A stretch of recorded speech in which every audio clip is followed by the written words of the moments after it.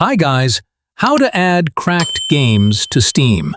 Now, open the Steam application on your computer and click the Library tab at the top to see your full game collection. This is where all the magic happens.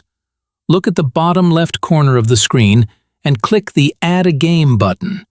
Then select Add a non-Steam game.